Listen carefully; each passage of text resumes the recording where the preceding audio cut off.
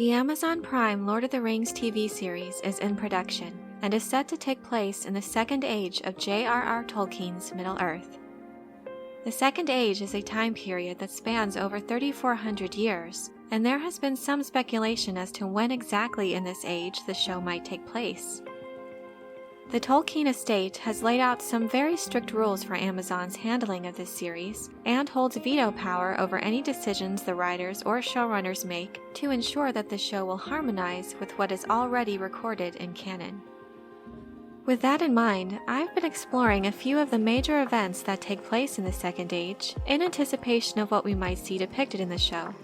In this video, I'd like to talk about the role of the Ents and the disappearance of the Entwives, as well as the impact that these fascinating creatures have had on the peoples of Middle-earth. The Ents were given life by Eru Iluvatar at the request of the Vala Yavanna, who was a queen of the Valar and a lover of all things that grow in the earth. She made this request through Manwë, king of the Valar, after learning of the creation of the Dwarves by her spouse, the Vala Aule. Aule was also known as the Smith of the Valar. He was mostly concerned with rock and metals, with the nature of substances and the works of craft. Yavanna knew that the dwarves would also have a love for these things, and feared that they would cut down all the trees in Middle-earth. Eru took pity on Yavanna, and thus created the Ents to protect the forests of Middle-earth from dwarves, orcs, and other threats. These creatures usually came to resemble the species of tree that they guarded. They vary in height, size, and coloring, even in the numbers of fingers and toes they have. Originally, the Ents had spoken what is referred to as Old Entish, which was a long, drawn-out, resonant, and tonal language. Even the elves, who were master linguists, could not learn Old Entish due to its bizarre grammar and complex sound structure. However, the elves were able to teach the Ents their language of Quenya, which the Ents adapted while keeping some of their old grammatical structure. The famous Ent, Treebeard, referred to this as a great gift that could not be forgotten, saying that the elves had cured the Ents of their dumbness. The Entwives were also active in the First and Second Age, but over time they began to separate from their mates, because unlike the Ents, who enjoyed tending to the large trees of the forest, they preferred the planting and control of small things such as flowers, grass, and vegetables. They eventually moved away to the region that would later become the Brownlands, across the great river Anduin. This is where they established and cared for flourishing gardens and were honored by primitive men who learned much from the Entwives in the ways of farming and agriculture. At one time, nearly all of Eriador was one large forest in which the Ents would roam. However, throughout the Second Age, the forests of Eriador began to shrink drastically due to the activity of the Númenóreans and the war of the Elves and Sauron. This solidified the separation between the Ents and the Entwives. Tragically, at the end of the Second Age, during the War of the Ring, the gardens of the Entwives were destroyed by Sauron in an attempt to stop the advance of the last alliance down the Anduin River. As a result of this, the Entwives disappeared.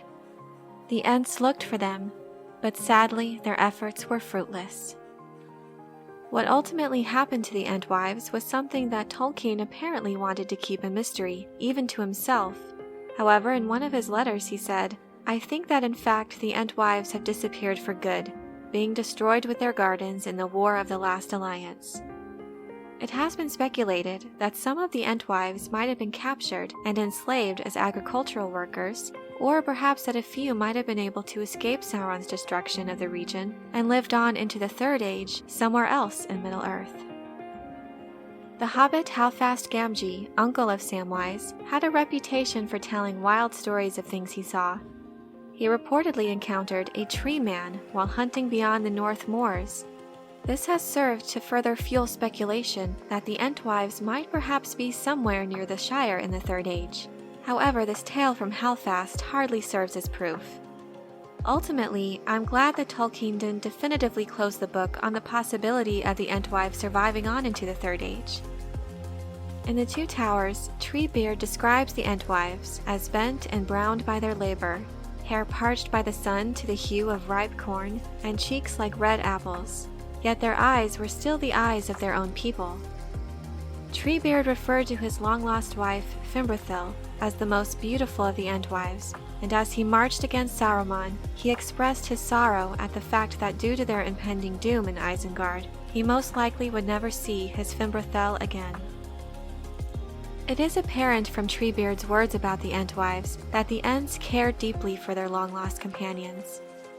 Many of the races of Middle-earth wrote mournful songs about the loss of the Entwives and the remaining Ents' woeful search for them. Treebeard even recited an elven song about the loss of the Entwives to Merry and Pippin. However, he also admitted that the Ents themselves made no great songs about their missing companions. Instead, they were content to chant their beautiful names under their breath whenever their thoughts turned back to them. With all of this in mind, I think the idea of having a TV series set in the Second Age presents a wonderful opportunity to explore the bonds of love between the Ents and their Entwives, perhaps even getting to see interactions between Treebeard and Fimbrethil themselves. Also, if the showrunners intend to portray the events that lead up to the close of the Second Age with the War of the Ring and the last alliance of elves and men, the destruction of the Gardens of the Entwives could serve as an emotionally impactful scene to further motivate the heroes of the Last Alliance to succeed in their quest to defeat this wicked foe.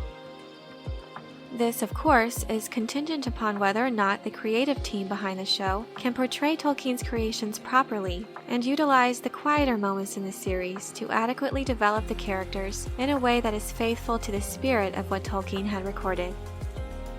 If handled properly, shows like this present a wonderful opportunity to expand upon the established lore in a way that enriches the legacy of this fantasy universe. It is certainly much more challenging to create new and intriguing storylines while staying within the confines of established lore. But in the end, because this fantasy world is held in such high regard by so many, the efforts to stay faithful to the source should be well worth it.